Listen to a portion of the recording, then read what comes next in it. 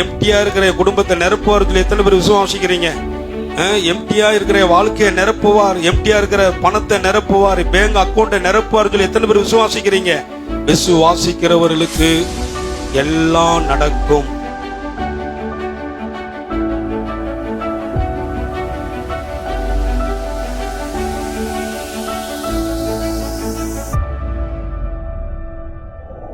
சத்தியத்தை கேட்கறது அவ்வளவு அற்புதமானது.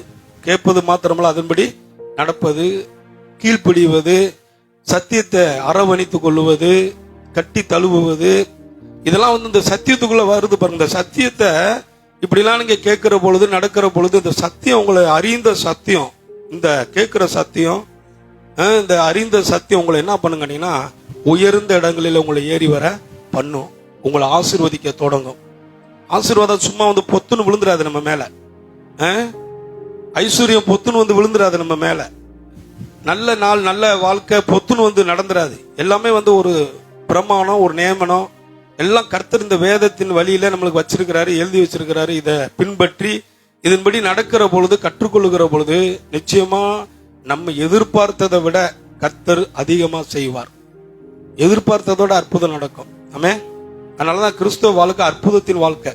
சொல்லுங்க, கிறிஸ்தவ வாழ்க்கை ஒரு அற்புதத்தின் வாழ்க்கை. அப்ப அற்புதத்தை எதிர்பார்த்து வாழணும் நம்ம. ஆமே. ஒவ்வொரு நிமிடமும் நம்ம வாழ்க்கையில என்ன பண்ணுவார்? ஆண்டவர் அற்புதம் செய்வார். சொல்லுங்க, அற்புதம் செய்வாருங்க. நான் நம்புறேன். இதை எத்தனை பேர் நம்புறீங்க? எத்தனை பேர் விசுவாசிக்கிறீங்க? நீங்க விசுவாசிக்கிறீங்களா? எத்தனை பேர் விசுவாசிக்கிறீங்க? என் வாழ்க்கை நிரம்பும் என்று எத்தனை பேர் விசுவாசிக்கிறீங்க? காலியா இருக்கிற பாத்திரத்தை கர்த்தர் நிரப்புவார் சொல்லி எத்தனை பேர் விசுவாசிக்கிறீங்க? எம்டியா இருக்கிற குடும்பத்தை நிரப்புவார் சொல்லி எத்தனை பேர் விசுவாசிக்கிறீங்க? எம்டியா இருக்கிற வாழ்க்கையை நிரப்புவார், எம்டியா இருக்கிற பணத்தை நிரப்புவார், பேங்க் அக்கௌண்ட்டை நிரப்புவார் சொல்லி எத்தனை பேர் விசுவாசிக்கிறீங்க? விசுவாசிக்கிறவர்களுக்கு எல்லாம் நடக்கும்.